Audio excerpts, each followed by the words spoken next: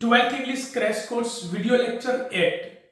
Dear students, video lecture 8 में हम लोग स्टोरी ऑफ इंग्लिश जो आपका बुक है उस बुक का 40 इंपॉर्टेंट ऑब्जेक्टिव्स को देखेंगे। जी हां, अगर स्टोरी ऑफ इंग्लिश का मेरा ये पढ़ाया हुआ 40 ऑब्जेक्टिव्स को आप क्लियर कर लेते हो, याद कर लेते हो, तो मैं आपसे वादा करता हूं कि एग्जाम में आपका एग्जाम में जो भी क्वेश्चन स्टोरी ऑफ इंग्लिश से रहेगा वो सॉल्व होगा, क्योंकि स्टोरी ऑफ इंग्लिश बुक से मोस्ट इंपॉर्टेंट वीवीआई जो ऑब्जेक्टिव्स होता है वो सभी को मैंने इस वीडियो लेक्चर में कलेक्ट किया है। तो अगर आप चाहते हैं कि स्टोरी ऑफ इंग्लिश से एक भी मार्क्स आपका बर्बाद नहीं हो, अगर आप चाहते हैं कि स्टोरी ऑफ इंग्लिश से ऑब्जेक्टिव में जो भी क्वेश्चन पूछा जाए आप उसको आसानी से सॉल्व करके आओ, इस तरह का अगर आपका नियत है, इस तरह का अगर आपका मेंटलिटी है, तो मैं यही कहूंगा कि वीडियो को एक जरा भी स्किप नहीं करना है, पूरा वीडियो को बारीकी से देखिए। 40 ऑब्जेक्टिव्स जो कि स्टोरी ऑफ इंग्लिश से है, मैं उसका फुल एक्सप्लेनेशन करने वाला हूं, एक जरा भी स्किप नहीं करना है। चलिए हम लोग चलते हैं क्लास की ओर। जैसा कि आप सभी देख पा रहे हैं, 12th English crash course video lecture 8 book है स्टोरी ऑफ इंग्लिश, और स्टोरी ऑफ इंग्लिश से हमारा टॉपिक है वीवीआई ऑब्जेक्टिव्स। जी हां, 40 वीवीआई ऑब्जेक्टिव्स को हम लोग इस वीडियो लेक्चर में देखेंगे। चलिए, हमारा पहला जो ऑब्जेक्टिव है वो ये है आपके समक्ष, the English language is much dash than Sanskrit. मतलब इंग्लिश लैंग्वेज जो है, अंग्रेजी भाषा जो है, मच मतलब अधिक, संस्कृत से अधिक क्या है, तो याद रहे संस्कृत से मच यंगर है, यहां पर याद रखेंगे मच यंगर।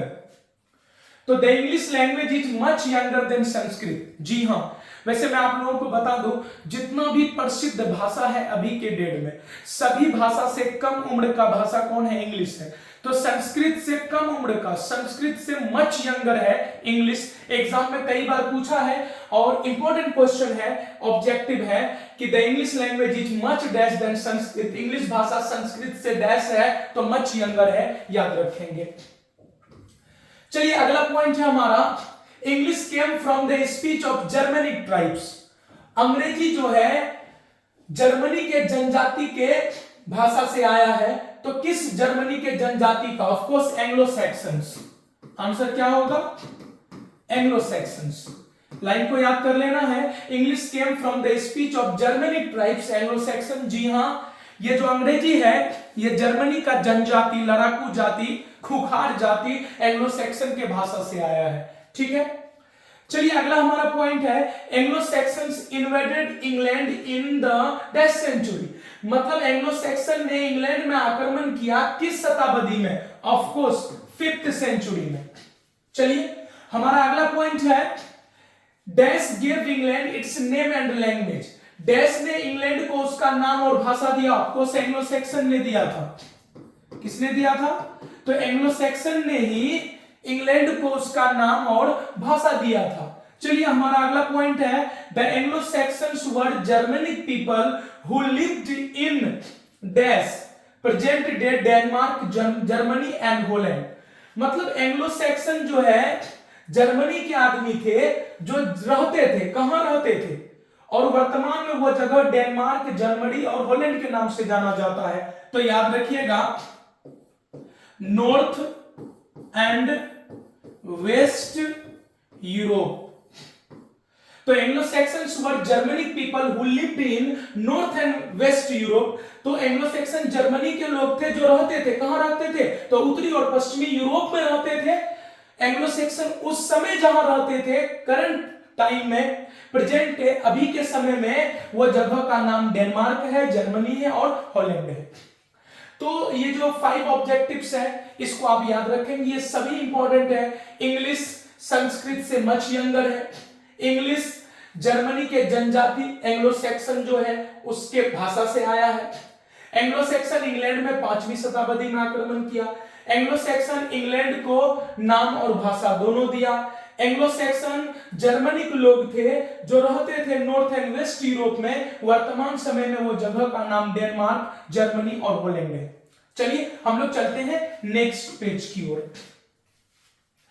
हमारा अगला पॉइंट है the language of Anglo Saxon word. Anglo Saxon का भाषा का नाम क्या था? एक चीज बताइए, एंग्लो सैक्सन जो है वो आया कहां से था? जर्मनी से। तो एक चीज बताइए, उसका भी तो अपना कोई भाषा रहा होगा। तो एंग्लो सैक्सन का जो भाषा था उसका नाम था जर्मनिक। क्या नाम था? जर्मनिक, या इसी को टिटोनिक भी बोलते हैं। तो आपसे पूछा जा सकता है कि एंग्लो सैक्सन का भाषा कौन सा था? एंग्लो सैक्सन किस भाषा का प्रयोग करता था? तो याद रखेंगे जर्मनिक या टिटोनिक। यही जर्मनिक और टिटोनिक बाद में इंग्लिश में कन्वर्ट हो गया। शुरू में इंग्लिश का नाम दिया गया, फिर धीरे धीरे इंग्लिश में कन्वर्ट हो गया। चलिए अगला पॉइंट है Germanic English belongs to the ancient dash family of languages. मतलब ये जो जर्मनिक इंग्लिश था, जर्मनिक भाषा, एंग्लो सैक्सन के भी जर्मनिक भाषा बोला जाता था, टिटोनिक, वही इंग्लिश में कन्वर्ट हुआ। तो जर्मनिक इंग्लिश जो है, जर्मन वाले ने जो इंग्लिश को जन्म दिया, ये किस भाषा के किस परिवार से बिलोंग करते थे? तो याद रखेंगे इंडो यूरोपियन भाषा के किस परिवार से बिलोंग करते थे? तो Indo European family of language से ये जर्मनिक इंग्लिश जो है वो बिलोंग करता है। अगला पॉइंट है English derived from the word dash. अच्छा, ये इंग्लिश शब्द जो है किस शब्द से बना है? आपको एंगल याद रखेंगे, एंगल शब्द से इंग्लिश बना है, और यही एंगल शब्द से इंग्लैंड भी बना है, याद रखेंगे। मतलब इंग्लैंड और इंग्लिश ये दोनों नाम जो है एंगल शब्द से बना है, और ये एंगल कौन है? तो एंग्लो सैक्सन है। इसलिए कहा गया कि एंग्लो सैक्सन ने ही इंग्लैंड और उसका भाषा दिया है, का नाम दिया है। अगला point the Germanic invaders were called. The Germanic invaders were called मतलब जर्मनी के जो लड़ाकू लोग थे जिन्होंने आक्रमण किया था इंग्लैंड में, वो कहलाते थे, क्या कहलाते थे? याद रखेंगे सैक्सन्स। क्या कहलाते थे? Saxons by the natives of England. England के जो नेटिव थे वो लोग, इंग्लैंड के जो मूल निवासी थे वो लोग, ये जो एंग्लो सैक्सन था उन लोगों को सैक्सन नाम से संबोधित करता था, पुकारता था। एक चीज बताइए, 5वीं शताब्दी में जब एंग्लो सैक्सन ने इंग्लैंड में आक्रमण किया तो क्या वहां पहले कोई रहा होगा? बिल्कुल, वहां के मूल निवासी। तो इंग्लैंड का जो मूल निवासी था वो लोग, ये जो एंग्लो सैक्सन जो आक्रमण किया था 5वीं शताब्दी में, एंग्लो सैक्सन को सैक्सन नाम से संबोधित करता था, याद रखेंगे। चलिए अगला पॉइंट है द डबल हो गया, चलिए कोई दिक्कत नहीं। The natives of England were called. तो फिर इंग्लैंड का जो नेटिव था, मूल निवासी, वो क्या कहलाते थे? मूल निवासी एंग्लो सैक्सन को सैक्सन बोलता था, तो फिर एंग्लो सैक्सन उन लोगों को क्या बोलता था? जैसे हम लोग अंग्रेजों को गोरा बोलते थे, नहीं तो अंग्रेज हम लोगों को भी तो कुछ बोलता था, गाली वाली देता था, इंडियन, ब्लडी इंडियन समथिंग, कुछ नहीं। तो कहने का मतलब यह है कि इंग्लैंड का जो नेटिव्स थे, मूल निवासी, वो लोग कहलाते थे विलास। विलास का मतलब होता है विदेशी, फॉरेनर। क्या होता है? विदेशी। देखिए यहां पर उल्टा है, गंगा बह रहा है, जबकि देखिए विदेशी वो लोग हैं एंग्लो सैक्सन, लेकिन फिर भी जो इंग्लैंड के मूल निवासी है उसको सैक्सन नाम से संबोधित कर रहा है, लेकिन एंग्लो सैक्सन इसको क्या कर रहा है? विलास। विलास मतलब फॉरेनर, विदेशी। याद रखेंगे एंग्लो सैक्सन क्या कहलाता था? सैक्सन। जबकि इंग्लैंड के मूल निवासी क्या कहलाता? विलास, फॉरेनर। अगला पॉइंट है अबाउट 1000 AD द नेम, मतलब 1000 ईस्वी में, the name dash came into use in the place of Anglican. यहां पर याद रखेंगे कि एंग्लो सैक्सन जब इंग्लैंड में आकर बस गया तो इंग्लैंड का सबसे पहले उन लोगों ने नाम रखा था एंग्लिकन। ये एंग्लिकन उतना इफेक्टिव नाम नहीं था, इसलिए एंग्लिकन को बदलकर इंग्लैंड कर दिया गया था 1000 ईस्वी में। तो लगभग 1000 ईस्वी में इंग्लैंड, क्या लिखेंगे? मतलब लगभग 1000 ईस्वी में इंग्लैंड नाम यूज में आया, प्रयोग में आया, किसके जगह? एंग्लिकन की जगह।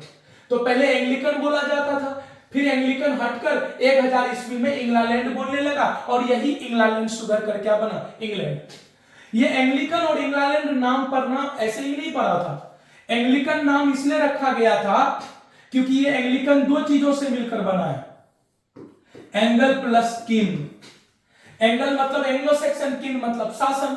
तो एंगल का शासन, इसका मतलब होता है the rule of angles, the rule of angles. उसी तरह इंग्लैंड नाम क्यों दिया गया? तो इंग्लैंड दो चीजों से मिलकर बना है, एंगल प्लस लैंड। तो एंगल मतलब एंग्लो सेक्शन, लैंड मतलब भूमि। तो इंग्लैंड का मतलब होता है the land of angles, angle की भूमि। तो याद रखिएगा, इंग्लैंड का मतलब होता है द लैंड ऑफ एंगल्स और एंग्लिकन का मतलब होता है द रूल ऑफ एंगल्स। नहीं तो ये नाम उतना इफेक्टिव नहीं था, वो इफेक्टिव था। तो इंग्लैंड ही सुधर कर क्या बना, फिर इंग्लैंड बना। चलिए हमारा अगला पॉइंट है, there are dash main periods of English. अंग्रेजी का मुख्य रूप से 3 काल होता है, 3 मेन पीरियड्स ऑफ इंग्लिश। अगला, old English covers from dash to dash. Old English कब से कब तक था? तो 449 एडी टू, है ना, 1066 एडी, ये याद रखेंगे। अगला पॉइंट है, middle English covers from dash to dash. तो मिडिल इंग्लिश कब से कब तक कवर करता है? तो याद रखेंगे 1150 एडी टू 1500 एडी हो जाएगा। ओके, तो ये भी टोटल आपको समझ में आ गया होगा कि the language of Anglo Saxons was Germanic या ट्यूटेनिक, है ना। Germanic English belongs to Indo European family, है ना। English derived from the word Angle. Germanic invaders were called Saxon, while the natives of England were called Velas or foreigner. About 1000 AD, the name England came into use in the place of Anglican. तो came into use हो जाएगा, Anglican की जगह England 1000 ईस्वी में use होना शुरू हुआ। अंग्रेजी का मुख्य रूप से 3 काल होता है, ओल्ड इंग्लिश 449 से 1066 तक है, मिडिल इंग्लिश 1150 से 1500 ईस्वी तक है। ये सभी को याद रखना, ये बहुत ज्यादा इंपॉर्टेंट है, बीबीआई का कलेक्शन है। चलिए अगला पॉइंट है, the old English period is characterised by dash. Old English period को हम लोग कैसे जानते हैं?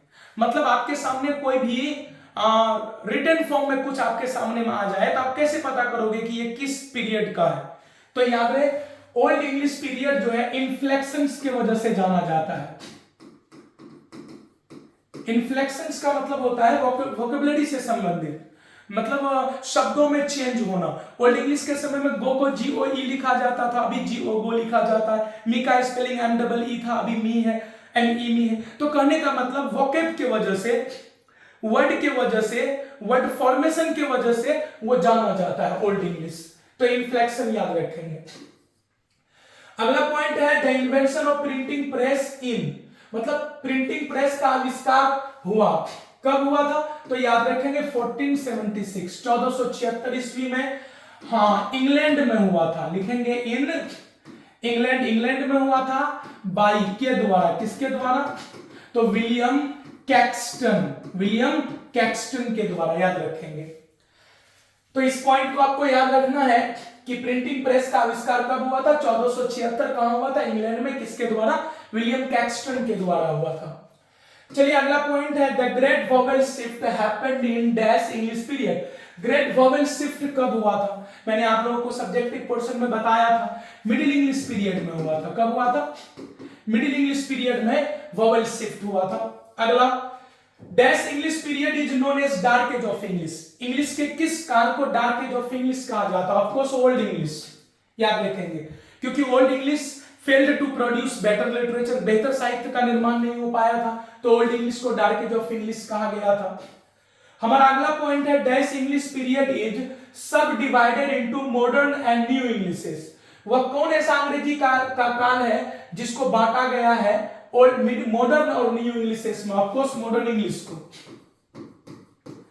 याद रहे, 15वीं शताब्दी से लेकर 18वीं शताब्दी तक का मॉडर्न इंग्लिश है। 18वीं शताब्दी के बाद जब अंग्रेजी दूसरे तीसरे देशों में फैलना शुरू हुआ और दूसरा तीसरा देश अपने तरीके से उसको ढालना शुरू किया, अंग्रेजी एक नए रूप में आया, इंडियन इंग्लिश के रूप में, कैनेडियन इंग्लिश के रूप में, अमेरिकन इंग्लिश के रूप में। यही Indian English, Canadian English, American English, इसी को हम लोग न्यू इंग्लिश बोलते हैं। चलिए अगला पॉइंट है, in the era of globalization English has become found suitable as the language of dash. तो in the era of globalization English, sorry, in the era of globalization, globalization के जमाने में English has been found suitable as the language of international communication, international communication। मतलब ये जो अभी पूरा दुनिया एक साथ मिलकर मतलब कदम से कदम बोल सकते पूरा दुनिया जो एक गांव हो गया है, या फिर दुनिया के लोग मिलजुल कर बिजनेस कर रहे हैं, हर चीज कर रहे हैं। ये ग्लोबलाइजेशन के जमाने में अंग्रेजी जो है एक सुटेबल भाषा हो गया है इंटरनेशनल कम्युनिकेशन के लिए। इट मीन्स दैट एक देश दूसरे देश से, दूसरा देश तीसरे देश से बातचीत कर लेता है, तो इंटरनेशनल कम्युनिकेशन के लिए इंग्लिश को सुटेबल लैंग्वेज माना जाता है। अगला पॉइंट है Anglo Saxons used dash alphabet. Anglo Saxon dash alphabet का प्रयोग करता था, रूनिक अल्फाबेट का, याद रखेंगे। कौन सा अल्फाबेट का? Runic alphabet. तो याद रखेंगे एंग्लो सैक्सन रूनिक अल्फाबेट का प्रयोग करता था। फिर 6th सेंचुरी में, 6th सेंचुरी जो है उसके 6th सेंचुरी के बाद जो है क्रिश्चियनिटी फैलना इसमें शुरू हुआ, और फिर धीरे धीरे रोमन स्क्रिप्ट आ गया इसमें। तो अभी इंग्लिश का जो स्क्रिप्ट है वो क्या है? रोमन है। चलिए अगला पॉइंट है इन ancient time dash had the status of world language. प्राचीन समय में भी कोई वर्ल्ड लैंग्वेज हुआ करता था, जैसे अभी इंग्लिश इंटरनेशनल लैंग्वेज है, तो प्राचीन समय में भी वर्ल्ड लैंग्वेज हुआ करता था। कौन? लैटिन। तो इन ancient time Latin had the status of world language. तो प्राचीन समय में लैटिन भाषा का जो स्टेटस था वर्ल्ड लैंग्वेज का स्टेटस था, याद रखेंगे। चलिए हमारा अगला पॉइंट है the golden period of old English literature was the era of king dash. मतलब ओल्ड इंग्लिश के समय में किसी राजा का कार्यकाल को गोल्डन पीरियड कहा गया। वो राजा कौन था? तो किंग अल्फ्रेड। क्या था? King Alfred. चलिए अगला पॉइंट है after the end of old English period. After the end of old English period मतलब ओल्ड इंग्लिश समाप्त होने के बाद, मतलब 1066 में ओल्ड इंग्लिश समाप्त हुआ था, तो ओल्ड इंग्लिश पीरियड के समाप्त होने के बाद dash became the language of Kings court. Dash जो है किंग के कोर्ट का भाषा बन गया, नहीं, राजा के अदालत का भाषा बन गया, सरकार का भाषा बन गया, एजुकेशन का भाषा बन गया। कौन? तो याद रहे ओल्ड इंग्लिश के समाप्त होते ही एंग्लो सैक्सन्स एक तरह से हार चुका था, उसके बाद एंग्लो नॉर्मन आ गया था। जब नॉर्मन जाति लोग आया तो वो लोग फ्रेंच भाषा लेकर आया था, क्योंकि वो लोग नॉर्वे का था, फ्रांस का था, नहीं, तो फ्रेंच भाषा का क्या हो गया था? दबदबा हो गया था।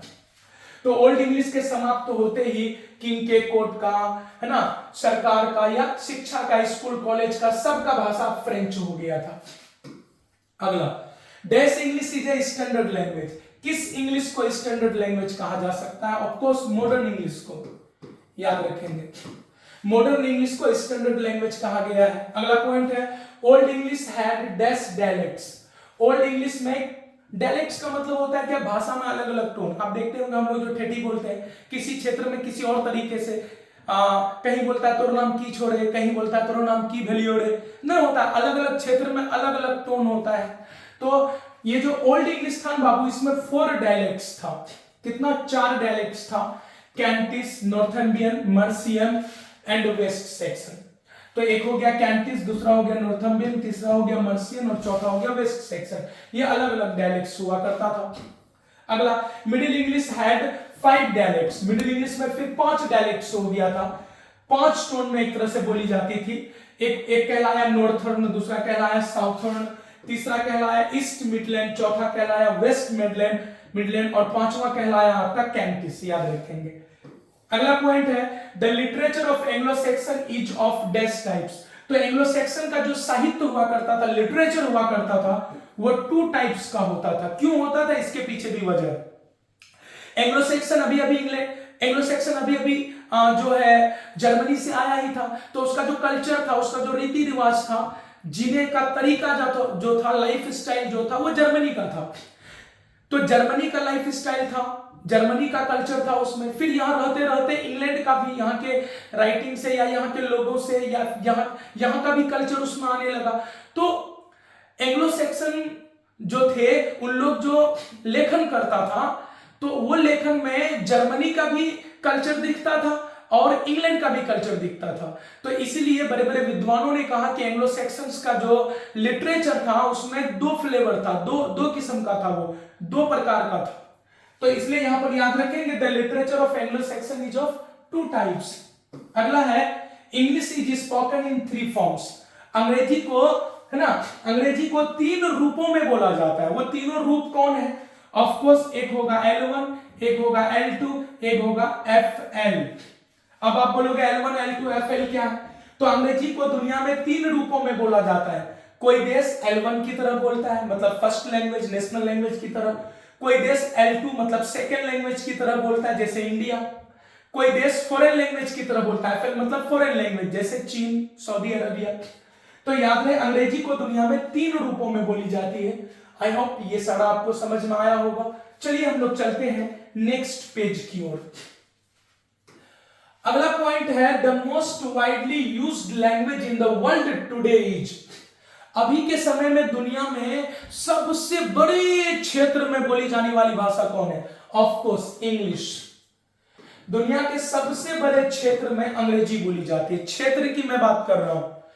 अगला पॉइंट है dash language has the largest native speaker.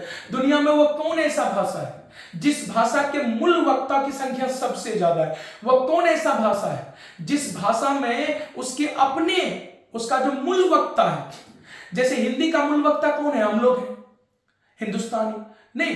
तो ये जो दुनिया का वो कौन ऐसा भाषा है जिसमें मूल वक्ता, नेटिव स्पीकर का संख्या सबसे ज्यादा है? Of course Chinese. याद रखेंगे मैंडारिन चाइनीज। क्या? Mandarin Chinese. तो मैंडारिन चाइनीज एक ऐसा भाषा है जिसमें उसके वक्ता की संख्या, नेटिव स्पीकर की संख्या सबसे ज्यादा है, लेकिन कम क्षेत्र में बोली जाती है, केवल चीन भर में बोली जाती है। इंग्लिश में नेटिव स्पीकर ज्यादा नहीं है, लेकिन इंग्लिश बड़े भूभाग में बोली जाती है।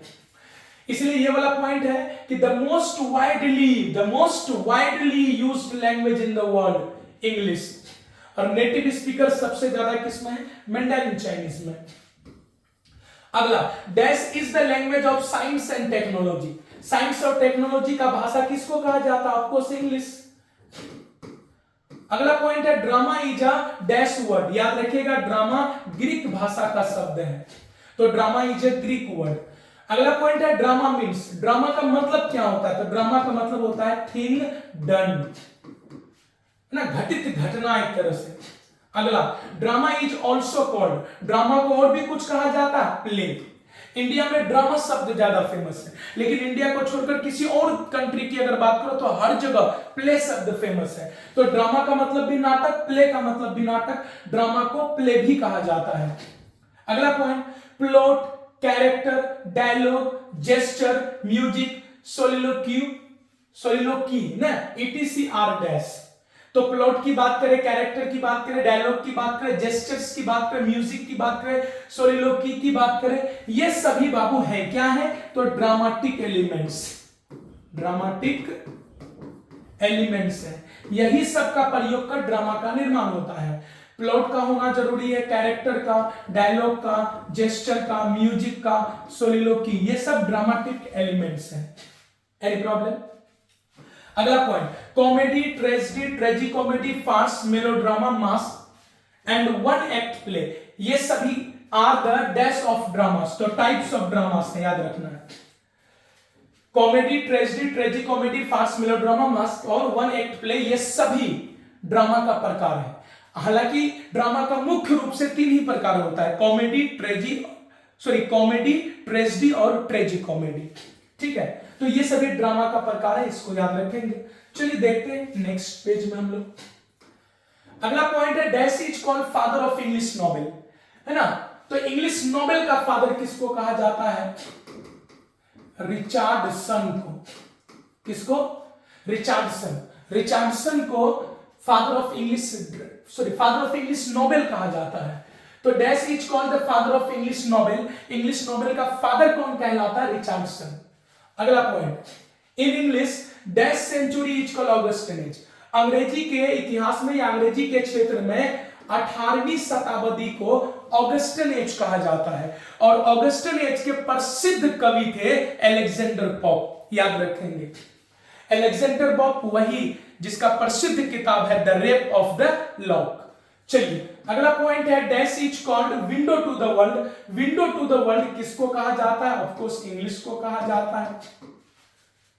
तो डियर स्टूडेंट्स, हमने आप लोगों को 40 मोस्ट इंपॉर्टेंट ऑब्जेक्टिव्स दिया स्टोरी ऑफ इंग्लिश से।